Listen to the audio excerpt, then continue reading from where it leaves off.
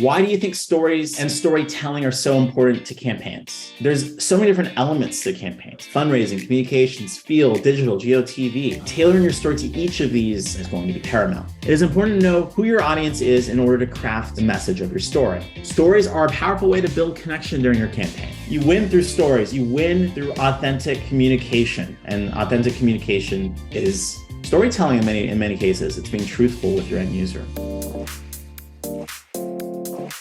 Quick background on me. I've been working in this space, the digital communication space, for about 10 years, working on campaigns of all shapes and sizes, working for causes, and even supporting global brands with digital marketing efforts. I have my own firm, Kinetic Strategies, where we support congressional clients, state legislative candidates, C3, C4 organizations, PACs, the list goes on. Love this work. I love sort of teaching as well, and very excited to be here with you all. Keep your introductions going in the chat. Love to hear and see where you all are coming from. All right. You may have noticed, if you've done trainings before, that we kind of have a new look, a new deck, a little modernized here. We're still the same NDTC, but just a slightly different deck, improved based on feedback, based on just sort of the science of teaching and all that good stuff. So I think hopefully you all will see a new and improved way of going through the content here. Learning objectives for today, pretty straightforward here. Identify when and why you'll share personal stories during a campaign. Use the story of self framework, which we will go into and spend a lot of time practicing actually, to craft effective stories. And then number 3, practice tailoring those personal stories to audiences and purpose. All right, we're going to start with just a very basic question, but very important to the theme of this whole training. Why do you think stories and storytelling are so important to campaigns? Okay, that makes you relatable. Absolutely. Stories build connection. That's from Deirdre. Because everyone likes to tell and hear one. yeah, exactly. Especially a funny story or relatable. They evoke emotion. Absolutely. Stories can be sad. They can be happy. They can move you to tears. They can move you to anger. They can move you to action. Absolutely. Kathy writes, people can relate to them, especially if they've had similar experiences. Absolutely. You want to, again, relate to your end user, your audience, and tell them why something's so important. Sophia writes, because they can convince undecided voters, people who don't turn out, and sometimes even Republicans, to connect with you and vote for you.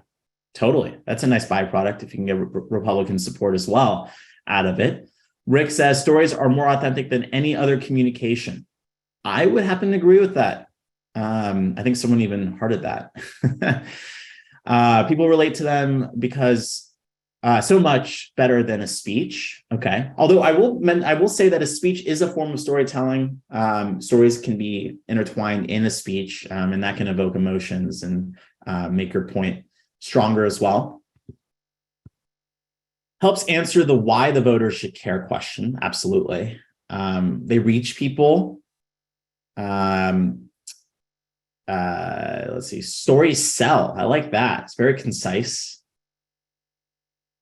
Why I should care. It humanizes your campaign. I really like that answer from Pedrick. Hopefully I'm saying your name correctly.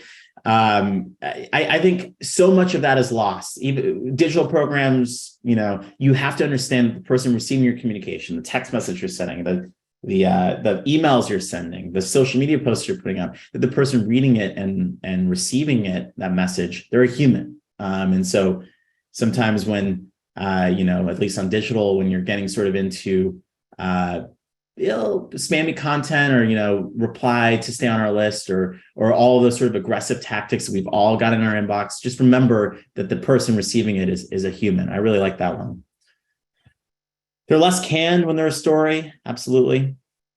Even better if you can make them laugh in the story. That was a DM to me. But I want to verbalize it to everyone, because who doesn't want to laugh? I think that's great. Cool. Well, we'll go ahead and move on to the big question: why stories matter. Personal stories. They're real-world anecdotes illustrating how a policy issue, value system shows up in people's everyday lives. So when we're thinking about campaigns and organizing, Stories are personal accounts of the impacts issues have on real people, right? So giving essentially a face to an issue, whether you're talking about, let's just say you're talking about healthcare. Maybe the person who's sharing the story is someone who's been let down by our very broken healthcare system. It makes it personal. And so, I think those are some of the reasons why personal stories are so important. Should always answer the question, why should I support you? I mean, that's the ultimate question. Why should I vote for you? And so personal stories can help you get to that end goal. So there's sort of two elements here, breaking this down further. There's connection. So stories bridge the personal and the political, and they create powerful connections. So they answer the question, why should I care? And then there's the hope and action element, which is stories convey hope. They motivate people to take action and express their values. What can I do about it? So in essence, stories establish connection. There's a topic or issue, there's an audience, and there's a candidate and campaign. I think we're calling this the rhetorical triangle. They all are important elements when you think about telling stories. So how do stories establish a connection between audiences and the issue and topic? By framing concepts in terms that are understandable, basically, right? It's easier for people to understand why they should care about something when a name and face are attached to the issue, especially when we see ourselves reflected in the story experience that they shared. This isn't saying that people shouldn't be presented with statistics and facts. They can be sprinkled into your story, right? But numbers are boring and stories are relatable. So just to be, just to be aware that to best connect, facts should be contextualized through stories that bring them to life, right? So for example, which feels more relevant? A fact: the earth is warming at an unsustainable pace and it's already devastating communities. Or a story: more than 50 people in our community died this summer because of a heat wave. Most of them were senior citizens. A quote by Vice Admiral James Stockdale, sorry. You must never confuse faith that you will prevail in the end, which you can never afford to lose, with the discipline to confront the most brutal facts of your current reality, whatever they may be. So personal stories can convey hope and motivate others to act. This quote by James Stockdale exemplifies what we mean by hope. In this context, so hope is the emotional investment in a realistic alternative to the world as it exists. Effective political stories convey hope, which is described here in this quote as faith that you will prevail, by presenting concrete ways to translate emotions into actions. And I guess the fun subtext here is that James Stockdale used his personal story, one of balancing hope and realism when he was a prisoner of war, as a central part of his vice presidential campaign in 1992, to the point that the phrase Stockdale paradox is used to describe the phenomenon of balancing belief and a better alternative with grim reality. Okay, so when to share stories during a campaign? There's so many different elements to the campaign, so many different departments, if you will. They should not work in silo. They should all sort of work and flow into each other. But fundraising, communications, field, digital, GeoTV, tailoring your story to each of these elements of the campaign is going to be very paramount. So, for fundraising, personal stories are essential communication devices for donor contact. Imagine how boring it would be if you just hey, give money to my campaign. The House majority relies on this race. That's compelling, but stories, in addition to the fact, motivate action, and donating is one such action. So when making fundraising calls, share your story. Why are you running? What do you want them to do besides give you money? See the campaign, those activities make the campaign more credible and viable. In terms of communications, in addition to the candidate as the main communicator and the principal of the campaign, you want to share the candidate's why with the team and empower them as communicators of the why for running. You're not the only one telling the story of why. You have a team of people. You have a field director, field organizers, volunteers. God, we love our volunteers. So they all need to know that story, and they need to be able to tell that story. Field, direct voter contact. voter recruitment, retention, and engagement on on printed materials. These are all opportunities to inject our story and to tell people why we're running. Digital, biased because of my my work in digital, but we want to use digital stories as much as possible, in our online presence. And when we're making fundraising asks digitally, it's important to have an important story, an important theory of change in all of your asks so that people are compelled to give money through your email or through your texting or through social media fundraising. And then GOTV. You want to develop messaging aimed at getting people to turn up and vote. You want to excite them. Why should they care? Why should they vote? All right, well, then we'll move to a discussion question. What are some common features of a compelling personal story? Think about stories that you tell. What makes them compelling? How have you iterated your own story of self to make them better over time? All right, there is conflict. Jeremiah Hill, drama. The story should have a message and conflict resolution. Okay. Relatable is used here again. I like that. Shared experiences, drama. Drama is now used twice. I like that. Link it to something your audience understands. Oh, that's important. When we think about communications, we don't want to use big words or like I just said GOTV a few beats ago. The average median voter probably doesn't know what that means. So being able to take the sort of and break down any confusing term that might not be understood, so that your audience is really understanding and digesting what you're sharing with them. Heartfelt, passionate. Carl, yeah, I agree with that. That's great. Deirdre, understanding the motivation, personal learning to share, problem solving that leads to a win. Oh, I love that. Arthur, I think this is twice now that you've used win. So you have the goal in mind, that's for sure. Life experience that the audience has had similar experiences and how to solve it. And then Susan, finding common ground. All right, these are great responses. What are some common features of compelling personal stories? If I'm answering this question, here's what I'm thinking about. I think a personal story needs to be in the low, at least common denominator. You don't, kind of similar to what Susan said with finding common ground, but you want to make sure that you're talking to an audience in the way that they understand. You don't want to use certain lingo words that might isolate people or alienate them. You want to bring them into the conversation. You want to bring them into the movement. And so, you want to think about sharing a story that has a sort of a least common denominator with everyone in that specific audience. And then you want to, talk about how you've had personal struggles with an issue, and how you're sort of running a campaign to solve that issue. And we're going to talk about this more in the context of the framework we go over in a bit. But that's kind of the main framework, kind of a preview to that framework right now. And so this is a great segue to the second part of this presentation, structuring a personal story.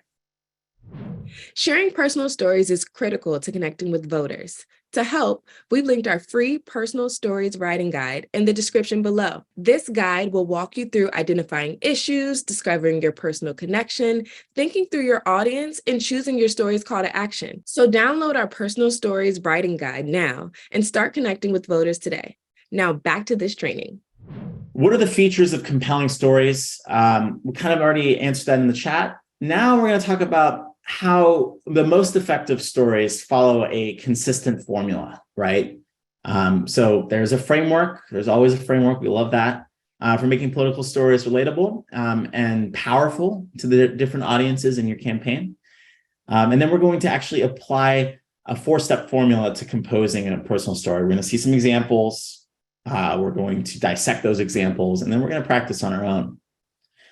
So that sounds good. We'll move on to the next slide. Public narratives, connecting stories. There's the story of now, there's the story of us, and there's the story of self. So public narrative is one of the most widely used frameworks for political storytelling. The model, which was developed by Marshall Gans and popularized actually in the Obama campaign of 2008, brings three layers of experience: the story of self, the story of us, and the story of now together to move people to action. Let's break down the three parts. So the story of self, it's a personal story that clearly and concisely encapsulates your values and why you're taking action. Stories of self are stories that follow a set structure, which we'll learn in a moment, and also fit into a larger model. And so basically, in a nutshell, a story of self is sharing who you are, why you're running, why people should care, and how they can help you. The story of us is a collective story. Our country doesn't do enough for healthcare. Too many people who are serving our country are failed when they come back to the States. That's a collective story. So it's a collective story of a group or a community's shared purpose, goals, and vision. What is the community's shared history? This speaks to important political issues. Sorry, I lost my place here. So different political issues relevant to the community, and then the values and beliefs that those issues reflect. Unlike the story of self, this is a literal story, as it is an awareness of place, culture, and worldview. And then there's the story of now, the urgency element of a story.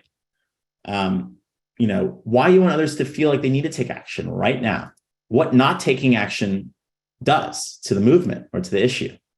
So like the story of us, this is less of a literal story, and it's more about shaping the story in a way that clearly communicates to audiences why it's important to take action now, why it's urgent, and the various ways they can take action: knocking on doors, giving money, turning out and voting, whatever that action is. Make sense? Any questions? Does a lot on this slide, but any questions here? Drop it in the chat if you have questions here. I'm monitoring and I have it up right here on my screen.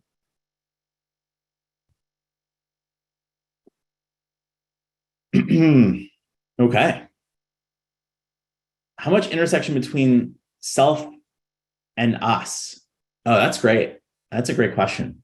I think it depends on the issue, probably, but I think the story of self is the most compelling. Usually, if you have some sort of connection to an issue yourself, it's a lot easier to tell that story personally than it is to tell that story for someone else. So I would probably lean more towards story of self more than the story of us.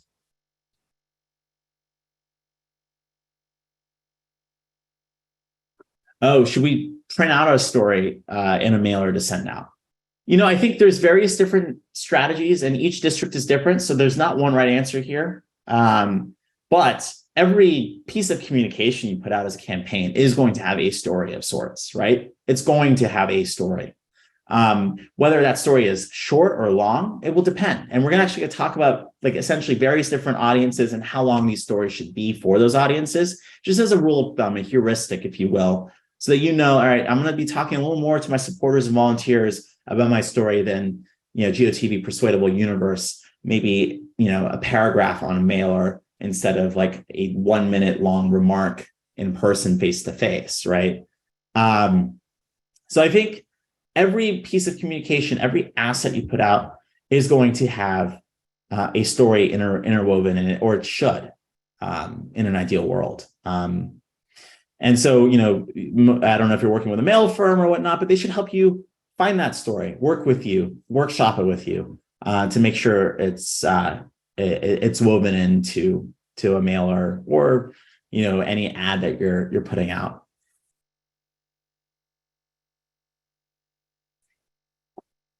Jennifer, that question that you asked me directly, I would ask it to Amani and see what she says. I believe so.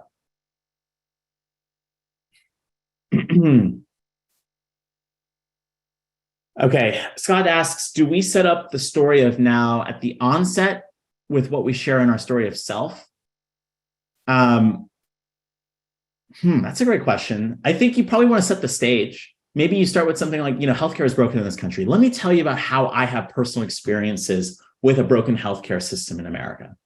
So maybe you set the stage a little bit, and then you kind of, you make the first part of it the story of self. I think it's the most important, compelling. It should be the biggest part of it.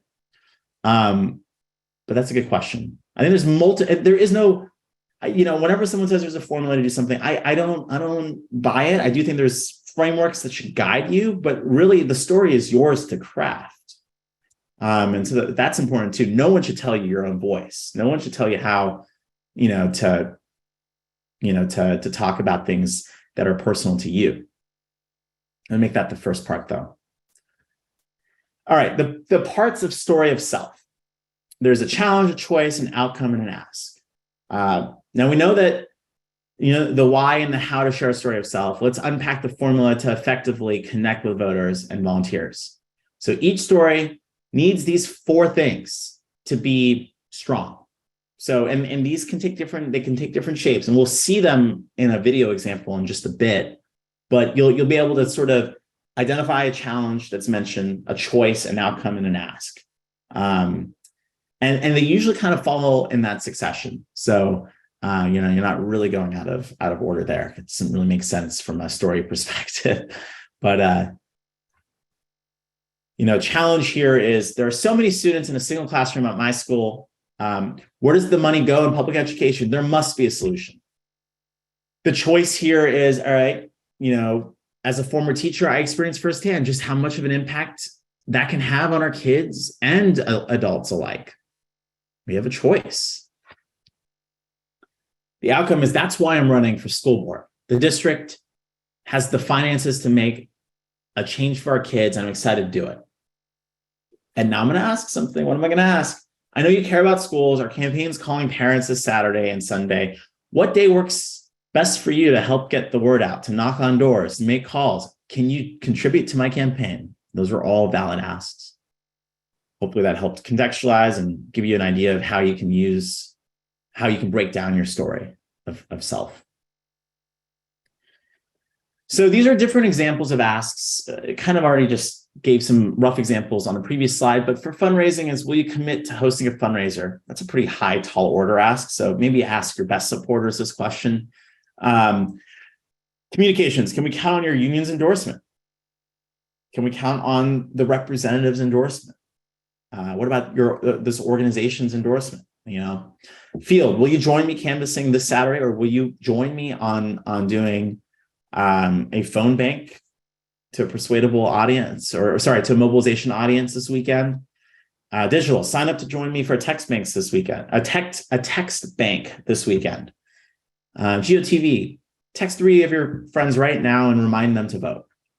By the way, another thing on digital that not a lot of campaigns ask for, but I think is important is, can you help be like a social promoter of the stuff I'm posting online?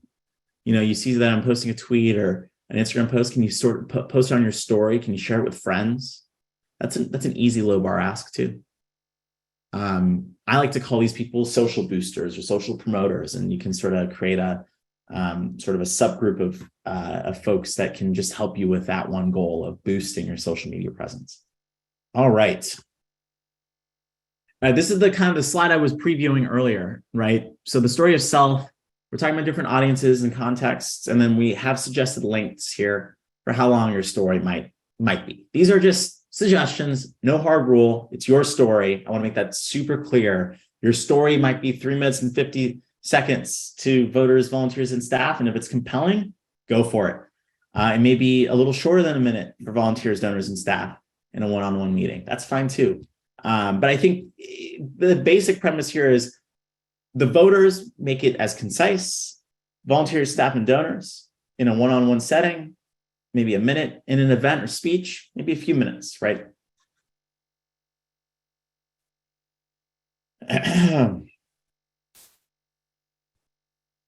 Okay, so now we get to practice. Can you identify the 4 parts of the story of self framework as they appear in the video? So challenge, choice, outcome, and ask. I would write these down as I'm doing right now. Outcome and ask. And in the next video that we're going to show, just be prepared to just jot down. I don't want folks, don't put this in the chat right now. Just make a mental note or jot it down on a piece of paper so that we can have a discussion about what the challenge is, what the choice is, what the outcome is, and what the ask is. Okay? Sound good? All right, we'll move on to the first example video. Gosh, healthcare is my top issue. My dad's a doctor in the small town I grew up in. It's our family business. My mom even runs his office. I learned the alphabet by filing the medical files in their patient room as a kid. I spent 10 years filling that little file room. I saw the late nights that my mom stayed at work processing the insurance claims. It took extra work because the patient files had to be recoded with all the new insurance company requirements that they would send week after week. Even then, I knew the insurance companies were just trying to avoid paying for the care my parents were giving to their patients. And I saw patients who couldn't pay. My dad would squirrel away drug samples to them and accept tomatoes from their garden or other odds and ends as payment. I mean, it was basic healthcare, and the insurance companies wouldn't pay for it. I grew up knowing that healthcare is a basic human right. I even ended up working as one of President Obama's state leaders to pass healthcare reform in 2009 and 2010. And when we passed healthcare reform, it was a highlight of my life. I got to go back to my parents' medical office and see how their patients were relieved. And I got to see the old file room where I learned the alphabet. It was empty, thanks to the digitization of medical files. It's hard to believe the Republicans have tried to repeal the healthcare bill more than 50 times. The candidate agrees as I do. We need to do more to protect healthcare and to further help people. I really hope you come out and vote. All right, I took notes on that one. Let's do this by sort of each element here first. So challenge. What was the challenge in this video? What was the challenge in this video? Go ahead and throw it in the chat. I wrote down that the challenge here was insurance claims not being paid out or being rejected. And so patients being hamstrung, them not even having the money to pay for the services that they receive, paying in tomatoes. That's a challenge. That's also, I'm thinking of tomatoes right now. You remember, like that was a vivid detail that I think humanized the story. Like people were paying in tomatoes. All right, what was the choice? But it was like whether or not healthcare is a right in America, right? That's our choice. We believe it should be. Do you? Yes or no? That's a choice right there. If you don't, maybe this message isn't resonant to you, but the story is compelling and it might persuade people to change their mind. That's the choice. Healthcare reform. Yeah, it boils down to that. You know, are we gonna change things so that healthcare is a right in this country? That's our choice. What's the outcome? Well, she specifically talked about working in the Obama administration. What did she do?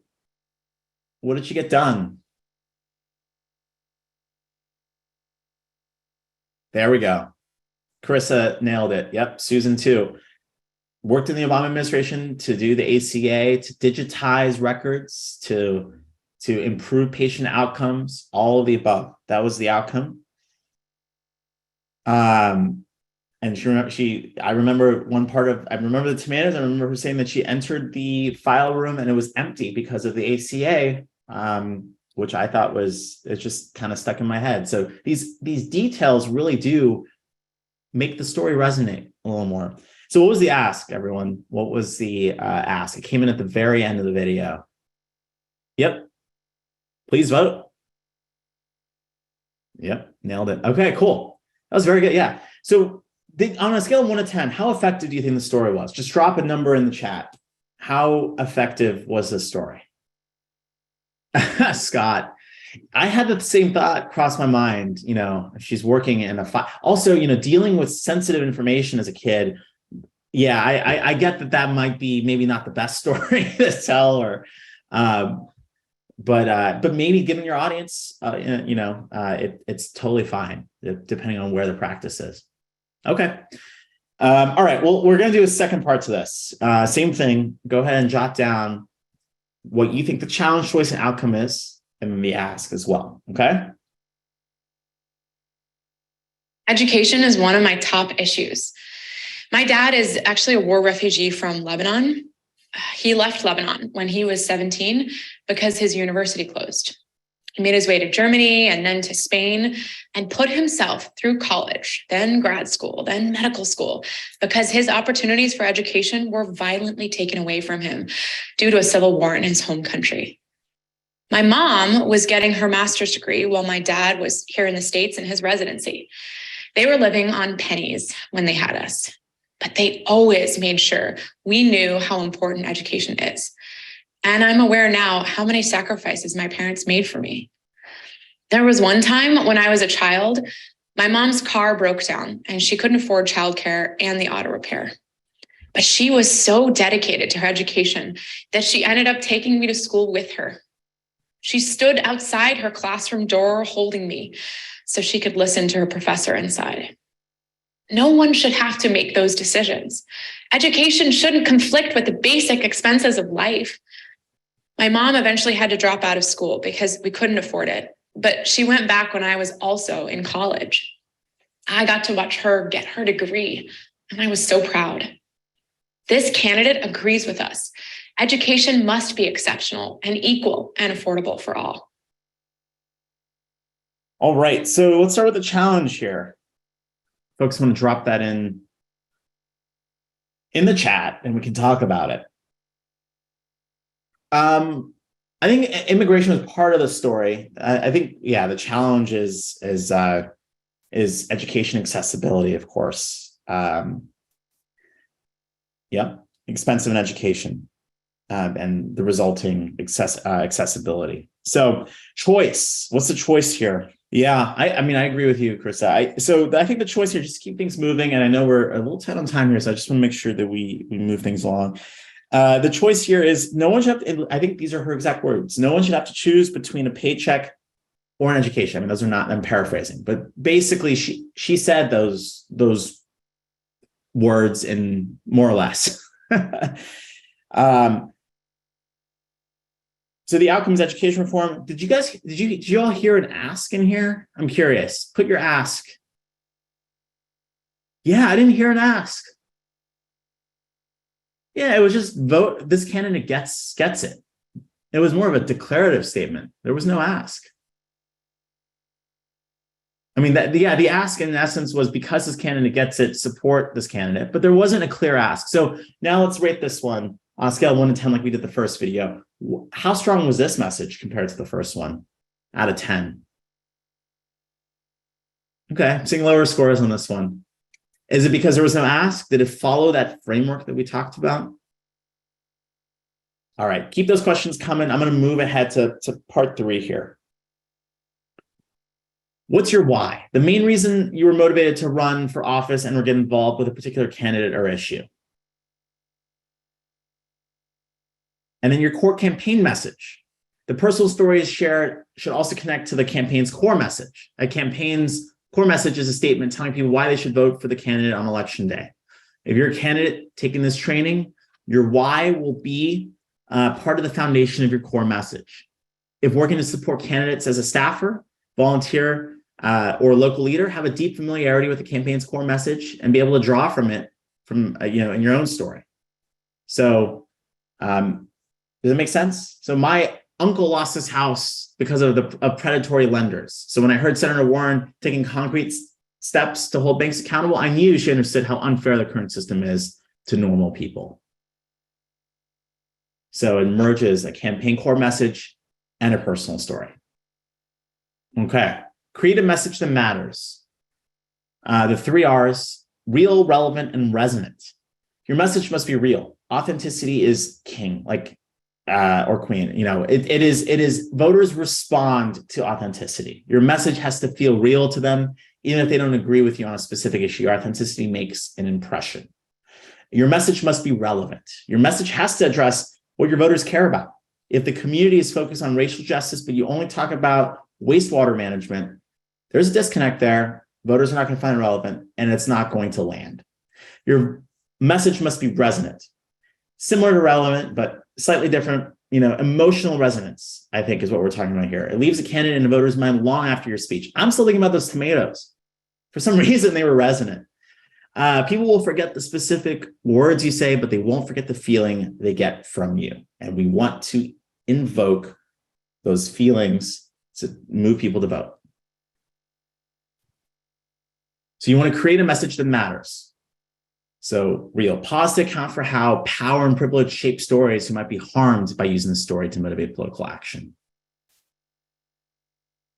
Oops, sorry, did not mean to move on there. So do I have access to this experience? This goes back to the is it real point, and it's particularly relevant to how candidates engage with constituency groups. So when tailoring stories to different audiences, consider your position as a communicator as much as the audience is considered. So pause to account for how power and privilege can shape a story. Pause to reflect who might be harmed by using a story to motivate political action. That's very, very important. You want to make sure your message is culturally authentic, that you're not, going off on some tangent, not being offensive, that sort of thing. So tailoring personal stories to audiences, different aspects of the same story may need to be emphasized to connect with different audiences. Just like a personal story appeals to voters in a different way, the same is true for focal points of the story of self. And you want to emphasize different parts as you talk to different audiences. So while sharing a story, keep in mind how the audience interacts with the topic discussed. Each element is interconnected and leads to a clearer, more convincing story. And so I mentioned earlier, this is called the rhetorical triangle because each part matters equally. And so using this framework, let's explore how an audience and topic may impact how the conversation takes place. So here's an example. If the why is related to equitable public education, how that's discussed and the stories chosen to illustrate it will be different in tone. Content emphasized, vocabulary used, etc. Depending on whether you're addressing AFT members, volunteers, donors, or persuadable voters. Okay, so, and I think Emily's going to drop this in the chat for you to access, but we have a worksheet here, finding your stories worksheet. That link will be dropped in here in just a second. We also have some recommended courses. Those links are also going to be dropped in here. Using personal stories to connect, stories of self-crafting and sharing your story, and then how to craft a core political campaign message. All three of these links will be dropped in here in the chat shortly. Okay, let's talk about key takeaways. Key takeaway number 1, stories are a powerful way to build connection during your campaign. Takeaway number 2, effective personal stories have a clear and consistent structure. We talked about those structures. We talked about what makes a story of self so powerful, the challenge, the choice, the outcome, the ask, so important. Number 3, it is important to know who your audience is in order to craft the message of your story. And who that audience is means that you emphasize different parts of that rhetorical triangle that we talked about. So I hope this was a useful training. I hope you all look at the resources that have been shared in this chat. We couldn't do this without your support.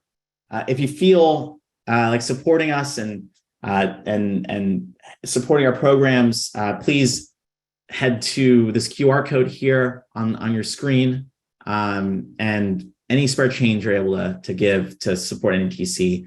Great organization, helping candidates up and down the ballot win, to use the word that we've been using a lot today.